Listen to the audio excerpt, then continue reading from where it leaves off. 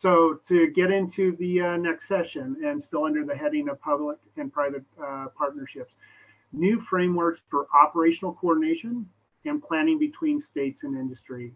We'd like to welcome back our esteemed panelist, Molly Doherty, External Affairs and Private Sector Liaison for Pennsylvania Emergency Management Agency. And welcome Patrick Shull. Thanks for joining this session. He's the Director for Safety, Security, and Risk Assessment with Harrisburg Property Services. So with that, over to you folks. Oh, this is great. Pat, you're there. I see you. Well, I see your name. So you there? Can you hear me okay? I can. So we don't have slides, and the reason for that is that because private sector integration is all about building relationships and talking and listening, we felt, Pat and I felt that this kind of a discussion was best suited through conversation.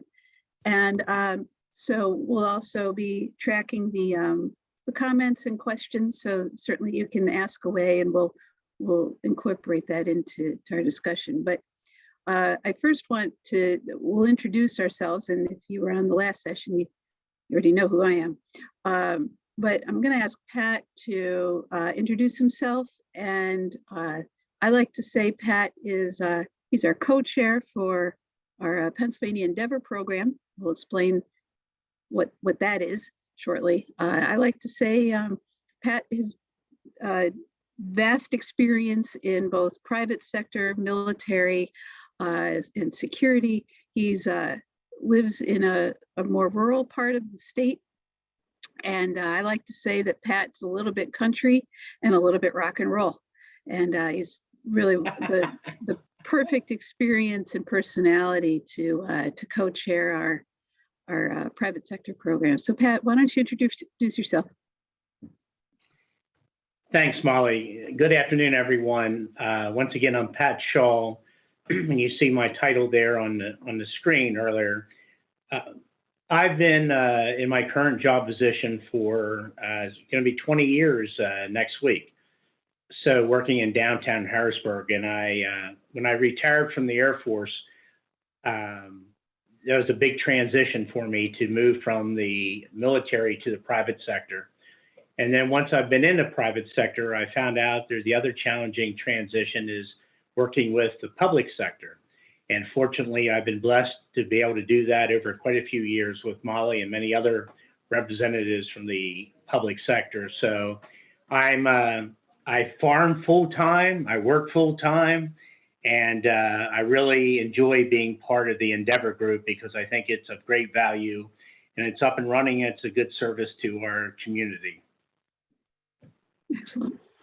So I think what we may want to start off with, Pat, is kind of explaining how we have the private sector program structured in Pennsylvania, because we'll use terms like Pennsylvania Business Emergency Operations Center, and then we use terms like Pennsylvania Endeavor.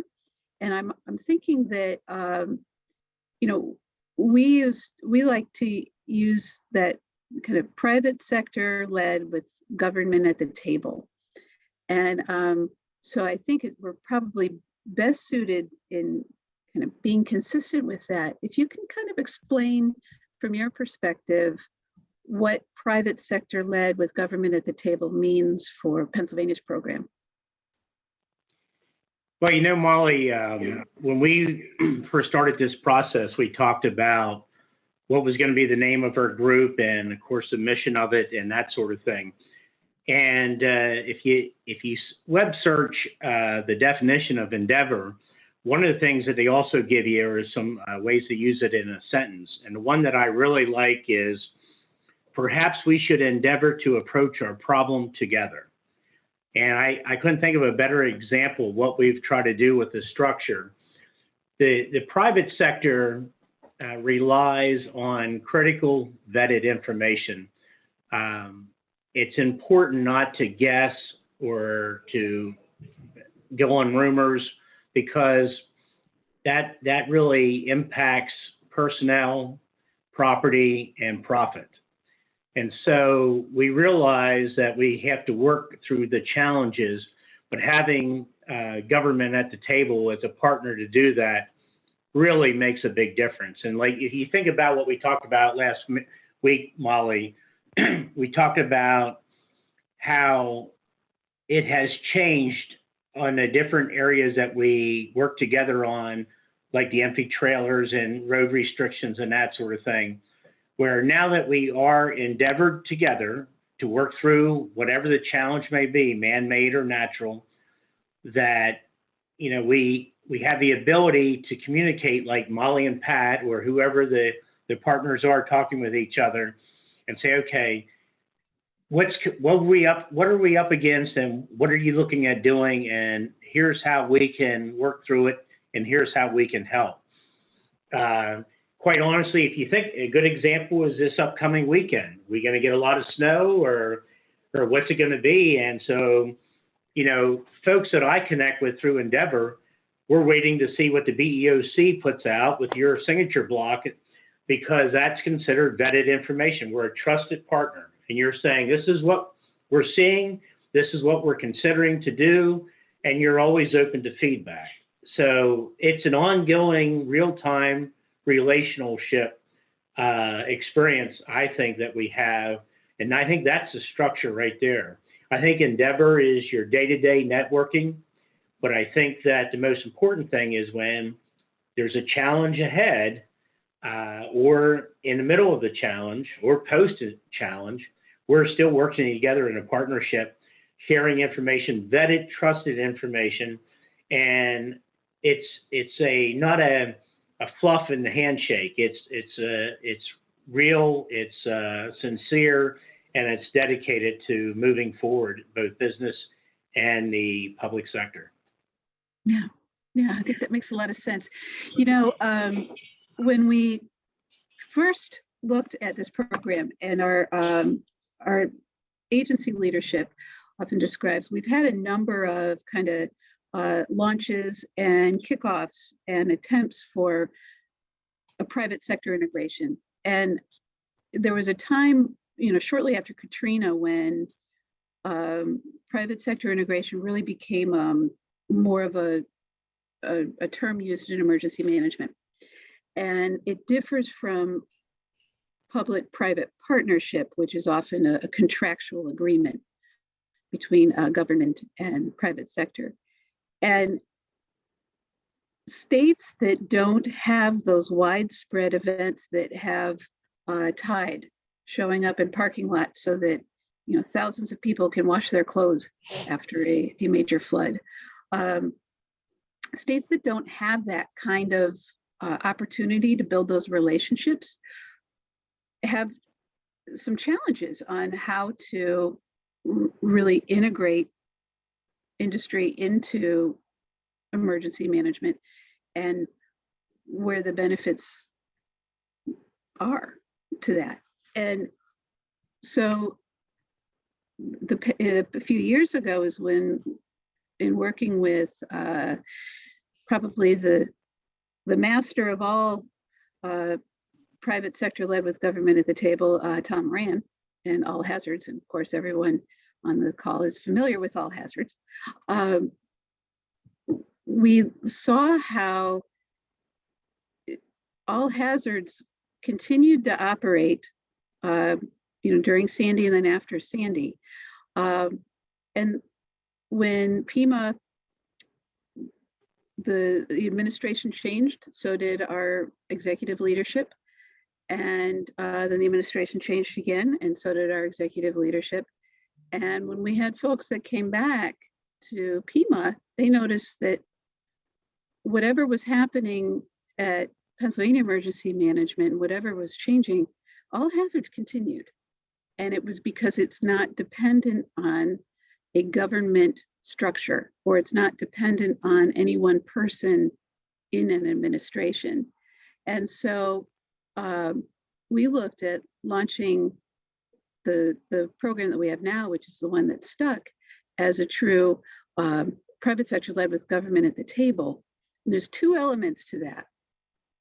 The first one is organizational or operational problem solving. and trusted partnerships. And so when we launched the program, and Pat, you were there for the first one, I'm going to ask for your perspective on when we first had our first kickoff. We invited about 30 different businesses throughout the state. We met at the governor's residence and put together an agenda with Tom Moran kind of helping us with the launch of that. And we had some discussions around what does industry need from government in order to be able to continue to operate. And I'm curious, Pat, if you could kind of share the private sector perspective on that, on being asked to, after being contacted by someone in an agency, and then actually also talking with your local emergency management office in the county. What's your perspective on that meeting and what was being asked of you, and kind of shed some light on, for those who are asking, well, how do you reach out to private sector and what's their reaction going to be? What was that first meeting like? Well, I'm a history buff, so the idea of being invited to the governor's mansion was really interesting to me. So I of course wanted that opportunity. I think what has been the keystone, Pennsylvania is a keystone state, but I think what has been the keystone of this process from the event you're talking about to right now is the state was sincere. And you and many representatives from PEMA that day and other state government agencies emphasized, this is not political, this is how to work out problems together. So we're gonna put the politics aside and political parties and our affiliations there, and we're just gonna work together. And how can we do that through the storm, so to speak? So no matter if the storm's the election or if it's something else, we're still gonna partner and work through this. And I saw the sincerity then, and I thought, and also what I really liked, what Tom Moran brought to the table was, this is not just huff and puff, blowing smoke and feeling good about yourself. This is getting results and getting things done. And I think that's one thing that the private sector walked away with that day, Molly, was the state's sincere about this. They want to get things resolved, and they want our help, but they want to hear from us on what are we doing to impede them, and what do they need from us to help them. And that sincerity was there, and getting results were there. And I think we did that very quickly once Endeavor got off the ground. Would you agree? I do. And I think it's also fair to let folks know it wasn't easy, and we've had a number of times where we disagreed or asked for feedback and couldn't do anything about it. And so I would imagine you agree it's been a learning experience for everybody. Would you agree? Oh, sure. And here's one of the things that obviously working with you, I've learned over the years, but one thing about this relationship that the private and public sector has through Endeavor and PEMA is that you were able to bring the Pennsylvania Department of Transportation representatives, and what I asked for and you made happen was you brought the Pennsylvania State Police involved, because those folks are out there enforcing a lot of the mandates and restrictions, and to have them at the table and not just getting a correspondence back from them, but a real person at the table talking about these things and what's their expectations, what's ours, what do they have to do, what do we need to do to comply, and hey, have you ever considered this? And I mean, we talked it out,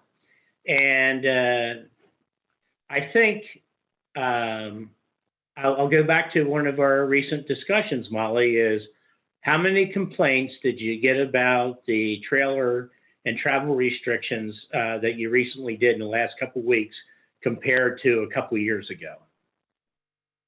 Oh, Pat, you bring up such a good point. So, and this is a really good example, I think, of what the private sector integration program really does in Pennsylvania.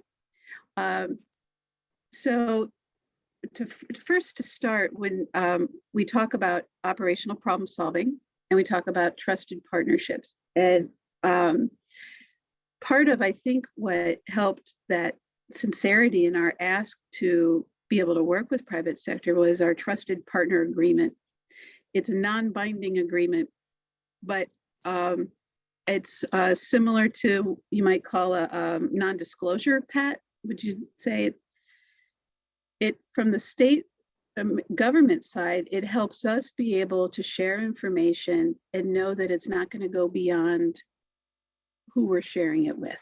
And so it's not going to show up on websites, or we're not going to get calls from press about information that we shared that's now out of context. So if we're even putting out travel restrictions, if we say that there's a planned travel restriction, we're sending that out so that businesses can start to plan what they need to do for their continuity of operations. It may change, which means we don't necessarily want that posted on an association's website, because that will be a difficult message to take back if conditions change. And but the trusted partner agreement also does something for the business to business network. Do you agree? Oh, it does, because business, in private sector, there's always a level of being guarded on and sharing information, that sort of thing. And what's good about being in Endeavor, being part of these groups from the local level to the state level is, and also even with the All Hazards Consortium, is you start to look at how your business can grow and thrive and survive through these relationships. So you got to be a trusted partner, and you got to be able to work through the challenges together. But what I really like about it is the fact is we can ask the question during real time, like, okay, when do you really think you're going to lift these restrictions? Or do you really think that we need to start this or stop that when you're planning to do that? And here's why I'm asking, or here's what we're recommending or suggesting. And those ears at the public sector are always open for that. And, those relationships start at the ground level. And earlier today, I brought up PEMA's command element, so to speak. And the people that you have in those positions, the senior positions at PEMA, all started out and all for many years have worked at the local level, at the municipality. And I'll give you a perfect example, Tim Sevison, your Deputy Director for Response. When Tim was Deputy Fire Chief here in Harrisburg, Pennsylvania, he and I worked often together on civil unrest, flooding, snow events, early release of business in the public sector. We didn't want to dump a building and put a burden on the public sector. There was one of the things that working with Tim on that 15 years ago has really benefited local emergency management. And that you take Tim's experience and now you have at the state level. And when I see that, I know that the recommendations coming from the private sector, they don't fall on deaf ears. He's been there, he's experienced that. And that's what I like about Pennsylvania. And I would think that most states have similar quality individuals in command positions. And I think if people just open up to each other and say, hey, you know what it was like when you were at this level, here's what would help us now. And I think you can take that neighborly feeling, that neighborly relationship, and take it to the next level at the state. When you had mentioned the travel restrictions in the most recent snowstorm, we received one question related to that. When we first started doing restrictions, we were inundated with phone calls and emails that were going to private sector program, they were going to individual agencies, they were going to PennDOT, they were going to the governor's office. And then they were also going to their local representatives. So you could probably say there were close to 1,000 communications with all very strong opinions about what those restrictions were going to do. And so to go from thousands to one is, if you'll indulge me, I'm going to tell a story. Pat's the better storyteller, but when we had that kickoff at the governor's residence with the different businesses, we didn't know where the conversation was going to go. And that's probably one of the reasons why Pat refers to the sincerity, because we did not have a preconceived idea of what we wanted to have to happen. And so the only thing we knew is that when we left that room, we were going to have a list of challenges that industry is having, that Pennsylvania has a vested interest in making sure that those operations continue. And that we were going to have representatives from private sector that can help us put shape to this. So Pat was one of those lucky folks. And well, it's been a 3-year relationship.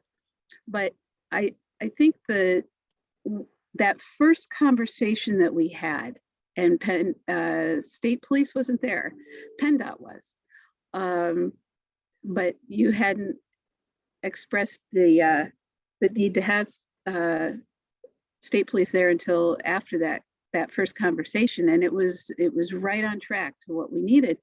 And that's that at the time, Pennsylvania has one of the largest number of miles of roadways in the country.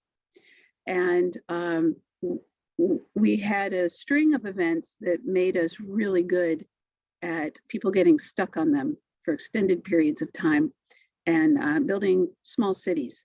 So we'd had a couple events where people were on the roads for a good 2 to 3 days. And what happens when we have, because of the nature of the roads that we have and the nature of the weather and the hills that we have, when there is an accident, if there's a snowstorm and we have trucks that are also stuck on those roads, it could make what would normally be maybe a 1 or 2 hour event could take days to be able to get wreckers in, to pull the trucks out of the way, to be able to clear the space and the accidents so that folks can move on. And so we knew we needed to get a handle on not just being able to pre-stage water and food for when that does happen, but also try to prevent the strain on local responders in the first place. And we'd had a birth in one of those events, and unfortunately we had a death in one of those events. And we imagine there was a whole lot of in between as well. If you're stuck on the road for a couple of days, there's not much else to do, but we don't talk about that part. And so when we first started talking about travel restrictions, one of the questions that came up was, well, what does empty mean? And I don't know if you remember this, but someone said, if empty tractor trailers aren't allowed on the roadways, if I have 1/3 of my load, but my load is feathers, what does that matter? And it wasn't until we brought State Police in at your suggestion that we had a really fantastic conversation with the Pennsylvania Turnpike, Pennsylvania Department of Transportation, and State Police on why they make that distinction in the first place. And what we learned on the government side is just because we said something doesn't mean we communicated it. And it was a tremendous kind of realization for industry, because they were getting, and you were all getting information on why we're making those decisions in the first place. So that when we came to the position of actually putting together a travel restriction framework, that those conversations that we had really built the foundation to be able to have trusted partner conversations. And so when we had that framework, we were able to sit down with different sectors to be able to talk through, well, what does chains mean? What if we have chains, what does that do to the roads? And we had statistics on accidents. Industry was able to bring statistics on how much it costs when we shut down a road for, 4 hours. And that really built the foundation of private sector led with government at the table and being able to have those kind of open, candid conversations. When Travis in the last session asked, how do you reach out and what do you have to offer? Pat, you've said a number of times, what government has to offer is probably the most important one when you're planning or responding is information. Would you agree? By far, because everyone, I think, today can relate to the availability of employees, having them be able to either work from home or come to work through COVID, through the weather, through whatever it may be. And when you have a shortage of employees, for example, my company right now, we definitely have a shortage of employees, and a lot of businesses are competing for employees. And so one of the benefits that's provided by having that information is we can share that with our employees to make good employee decisions in their best interest. Not only are we looking at keeping our operations up and running, but we can say to our employees, okay, this is the information we're getting from the BEOC about this storm. Here's what we're going to do. We're going to have a delayed, we're going to leave early, we're going to try to work from home. We can plan that, and it keeps the employees in a calm state in the sense of, they're not hearing a whole lot of different things. They're hearing one message, and we're taking that message from our partnership with the state. And having employees receive that and sharing that information with them, it's critical, because what happens when people get distracted or people get panicky or social media goes wild? It really has an impact on how employees work, how they behave, how they think, how they interact together. And having that good information and saying, okay, this is what's coming up, this is what we're preparing to do, this is what information we're receiving, so let's work through this together. So having that information to share with employees has such a significant impact on the day-to-day operation and morale of any kind of business. Yeah, we talk about private sector led with government at the table, and I'm wondering, can you share a little bit about, on the private sector side, that the charter that you put together with the co-chair from C&S Wholesalers, Carmela, kind of what that charter is and how you see the private sector side kind of leading. How I see that charter is that I think the bottom line to it, Molly, is this, is that we're going to focus on common challenges and to reach out to government and say, okay, this is what we're up against. Let's work this, a use case.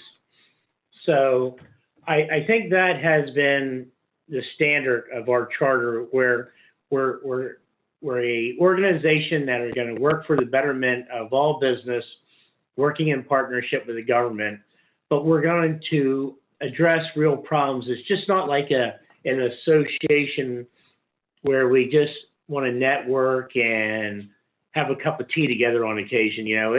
It's a working group to resolve problems and issues and to move forward and to participate in bigger and better things.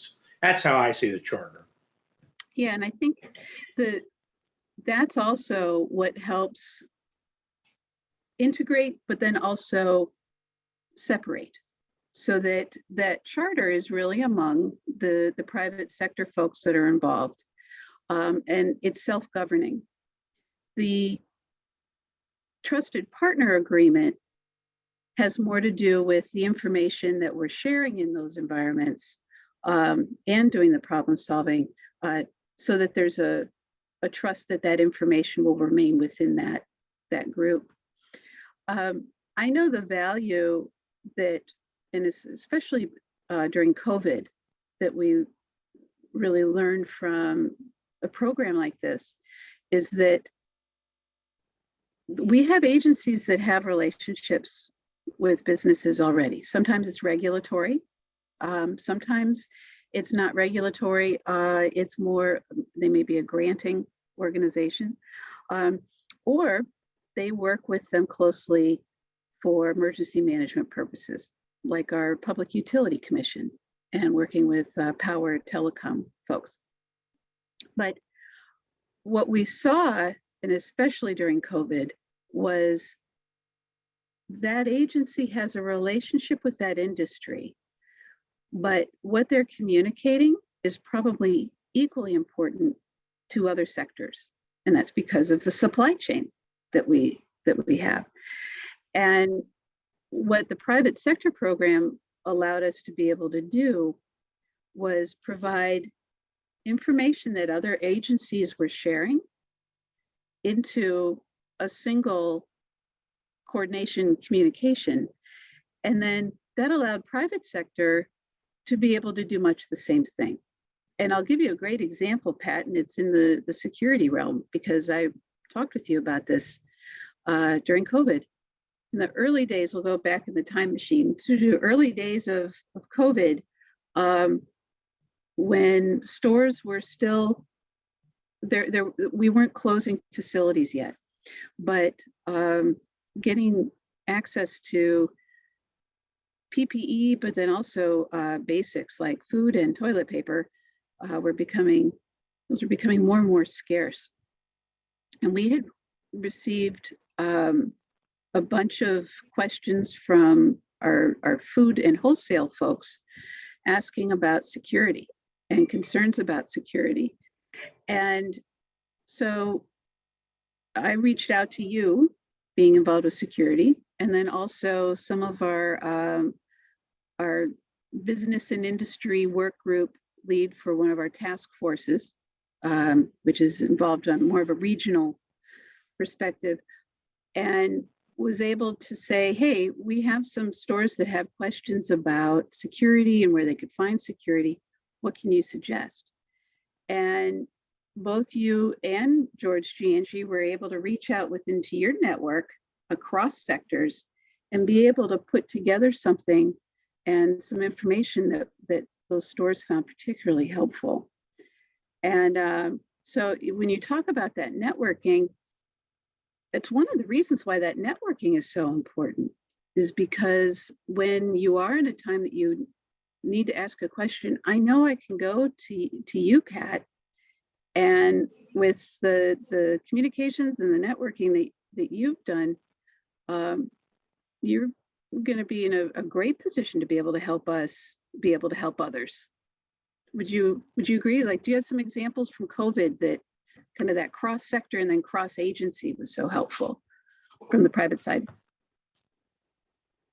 Pardon me. I think the best example is people sharing what are they doing at their place of work, because there were so many opinions out there, and that was a real struggle. Okay, what is your corporate attorney saying? What is your human resources folks doing or saying?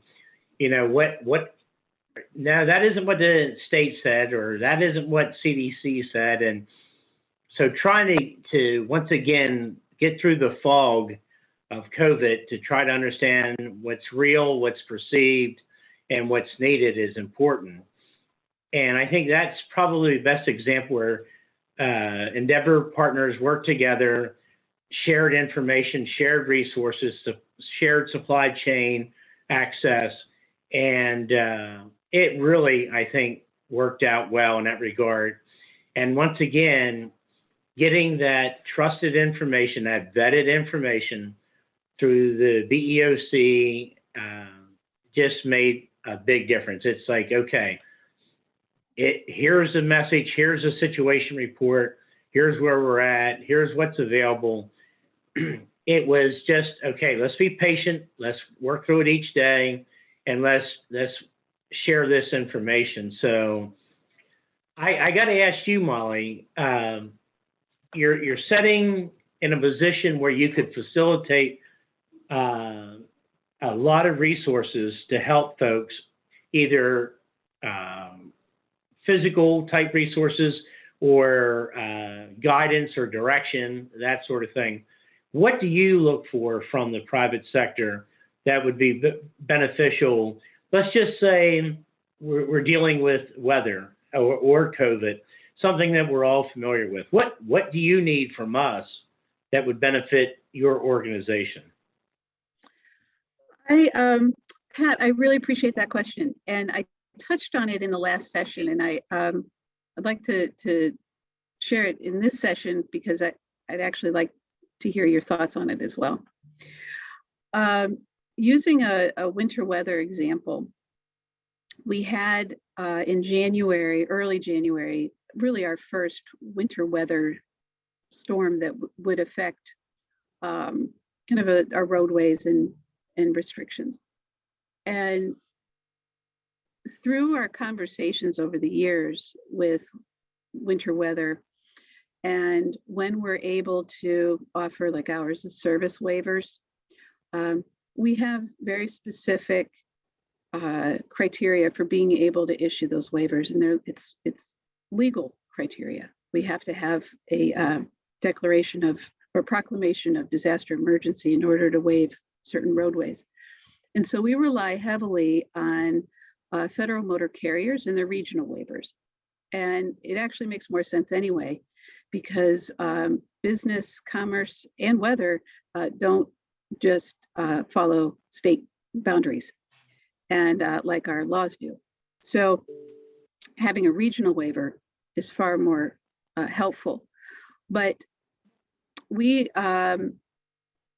certainly fuel is a priority in making sure that's either accessible and resumes from port to pump as quickly as possible. And we received feedback from a portion of the industry, specifically it was propane, and they said, look, we had a warm November, and we had a warm December. This first storm, we don't expect to need a heavy reliance on an hours of service waiver. And that doesn't mean that they're not going to ask for it if conditions change. But what that helped us do was know where to put our efforts in our planning and preparing for that activation. Did we need to have federal motor carriers involved? Did we need to have PennDOT, as well as, frankly, our Department of Revenue involved in our Department of Environmental Protection? And so just knowing that little bit of information didn't mean that I was going to share that out among industries. It didn't mean that I was going to do anything with it other than be able to set up what we're going to need to be able to support industry. So I think the thing that I most want from industry is that information on what are you doing, what do you expect to happen, and what impact do you expect. And then if there's no impact that you expect, it's really helpful to hear that too, because then we can go sector by sector and really understand what we're going to need to be able to, what we're going to need to plan for to be able to support industry, during and after that event. I would say, Pat, as we close out here, your final input, what do you need from government and emergency management to be able to operate? Well, going back to employees, which is the most critical resource of any private sector business. We have to be able to provide them with the environment and information that protects them, that keeps them productive, and that assures them that we're looking out after their best interests. So I think it's important that the resources that you have come into play, but what's even more important is, can you work with the private sector in a real-time way? It doesn't need to be a planned memorandum of agreement for 6 months down the road, but what can we do now when we have this situation? It may be big to us, little to you, maybe big to us, but not a neighboring business. But I just think that real-time relationship, knowing that it's open and it's there, is in order to help our employees, help our business continue to operate, especially with having access to our employees, either through communications or them having access to come to work through any road restrictions, that sort of thing. I think it's so very important that we can do that in real time and not something necessarily planning for 6 months or a year down the road. We're doing it right now, and this is what we need help with, because we normally would have 10 employees, but we only have 3 available, and they need to get here. You know, how can you help us do that? It's that sort of thing. Pat, any final thoughts or advice for participants on the session for private sector relationships? Don't hesitate to reach out at the local level, right up through the state level, developing those relationships. I don't think you're going to get many closed doors, because I think that the culture is changing. And I think if you can look at our Endeavor website that's posted, I think that gives you a lot of, Tom Moran does an excellent job kind of describing that. And just be open to that discussion and be open to the relationship. And I think you'll find it very beneficial. Good. Pat, thank you. I can't thank you enough for really all the work that you've done and all of your efforts, both supporting both locally, because you do a very similar thing locally, as well as at the state level. When I think of private sector partnerships and success, I absolutely think of our relationship and partnership. So Pat, thank you. Certainly, if you are interested in, if you have questions, you can reach out and we will be sure to respond. And we always encourage folks to join us and participate in discussions. Cross-sector, cross-jurisdiction, it's where it's at. So thank you so much. Hey, this is Dale. So Molly and Pat, thank you again. Again, this was a very informative segment. And by the way, we did in fact put a number of links in the chat for anybody who would like to do a little bit more digging around on the Endeavor worksite, see what sort of solutions they're using, how they're doing their public-private, private partnerships, and so on and so on. So there's a lot of great information there. With that said, folks, so the survey link for this particular session has been put into the chat as well. And, here again, great information and so on being shared. We would also appreciate any feedback anybody would care to come forth with. So thank you, folks, everybody who joined this session.